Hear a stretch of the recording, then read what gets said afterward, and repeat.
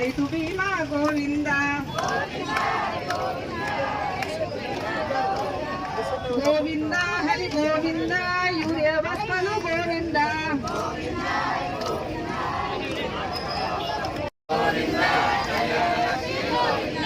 గోవింద హరి గోవింద షాదీ ముబారక్ గోవింద గోవింద హరి గోవింద కాంగ్రెస్ ప్రభుత్వం గోవింద గోవింద హరి గోవింద తులం బంగారం గోవింద హరి గోవింద ఆడబిడ్డలకు 2500 గోవింద గోవింద గోవింద హరి గోవింద వృద్ధులకు పెన్షన్ గోవింద హరి గోవింద రేవంత్ రెడ్డి గోవింద గోవింద 10 లక్షల దళిత బంధు గోవింద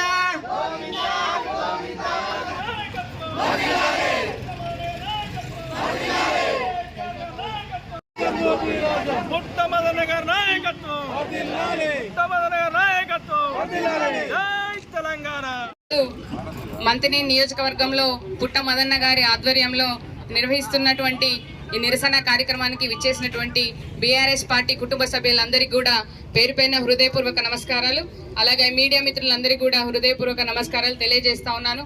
మరి కళ్యాణ లక్ష్మి పథకం అంటే తెలంగాణలో పేదింటి ఆడబిడ్డ ఆత్మ గౌరవానికి మరి ఆర్థిక భరోసాకు నిలువెత్తు నిదర్శనం అనే విషయాన్ని మనందరం కూడా గుర్తు చేసుకోవాలి ఒకసారి. ఎందుకంటే మేనిఫెస్టోలో లేదు. తెలంగాణ రాష్ట్రం ఏర్పడినప్పుడు కళ్యాణ లక్ష్మి పథకం మేనిఫెస్టోలో కేసీఆర్ గారు ప్రకటించలేదు.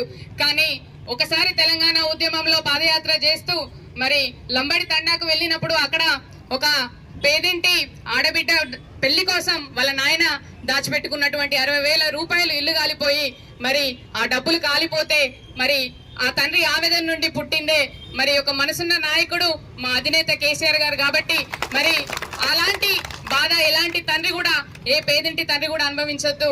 మనము మన ప్రభుత్వమే పేదింటి ఆడబిడ్డకి మరి ఆర్థిక సాయం అందించాలి, ఒక మేనమామగా నిలవాలని చెప్పేసి ఆ రోజు 51,000 నుంచి మొదలుపెట్టి విడతల వారీగా 1,00,000 రూపాయలకి కళ్యాణ లక్ష్మిని తీసుకొచ్చిన ఘనత కేవలం కేసీఆర్ గారిదనే విషయాన్ని సందర్భంగా గర్వంగా చెప్తా ఉన్నాను.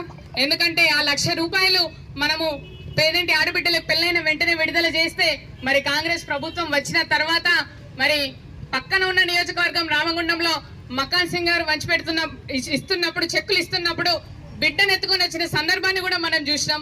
అంటే పెళ్ళయి బిడ్డలు పుట్టి మన బిడ్డలకి సంవత్సరం వయసు వచ్చేదాకా కూడా ఇవ్వలేదు.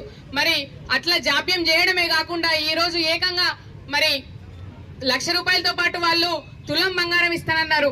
ఎన్నికల హామీలో ఎన్నికలకు ముందు ఇదే మేనిఫెస్టో చైర్మన్ మన మంత్రి కర్మగాలి మన ఎమ్మెల్యే శ్రీధర్ బాబు రాసినటువంటి మేనిఫెస్టోలో 1,00,000 రూపాయలతో పాటు తులం బంగారం అన్నాడు. మరి తులం బంగారం ఎట్లాగో ఎగ్గొట్టిండు. ఈ రోజు మళ్ళీ 1,00,000 రూపాయలను కూడా ఎగ్గొట్టే ప్రయత్నం జరుగుతా ఉన్నది. హైకోర్టులో స్టే ఇచ్చే వరకు ఎవరు కూడా కౌంటర్ దాఖలు చేయకపోవడం దానికి నిలువెత్తు సాక్ష్యం అని చెప్పి ఈ సందర్భంగా తెలియజేస్తా ఉన్నాను. వాళ్ళు వేసే దొంగ పనులకి వాళ్ళకి లాయర్లు ఉంటారు, ప్రైవేట్ లాయర్లు ఉంటారు. ఆయన ఓటుకి నోటు కేసులో ఉన్నప్పుడు మరి మళ్ళీ జైలు పోకుండా ఉండడానికి ప్రైవేట్ లాయర్లు ఉంటారు. మరి మినిస్టర్లు ఏసీబీ రైడ్లలో దొరికితే వాళ్ళ విషయాలు బయటికి రావడానికి ప్రైవేట్ లాయర్లు ఉంటారు.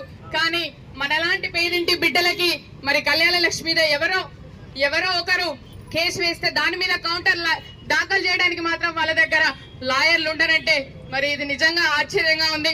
ఎన్నికల సమయంలో మాటలు మాత్రం కోటలు దాటినాయి, మరి చేతలు మాత్రం గడప దాటలేదు. ఆయన చదువుకున్నాడు కాబట్టి ఇంగ్లీష్ లో చెప్పాలంటే ఆల్ టాక్స్ నో యాక్షన్ ఇక్కడ కనబడుతుంది. ఎలాంటి యాక్షన్ లేదు. కాబట్టి కళ్యాణ లక్ష్మి షాదీ ముబారక్ నిధులను అమలు చేసేదాకా మహిళా లోకం, తెలంగాణ రాష్ట్రంలో ఉన్న మహిళా లోకం అందరం కూడా మేమందరం పోరాటం చేస్తాము. తప్పకుండా మీరు నిధులు విడుదల చేసేదాకా మరి సెక్రటేరియట్ అయితే ఏంది, రేవంత్ రెడ్డి ప్యాలెస్ దాకానైతే ఏంది, మేమందరం కూడా రావడానికి సిద్ధంగా ఉన్నామని చెప్పి సందర్భంగా హెచ్చరిస్తా ఉన్నాము.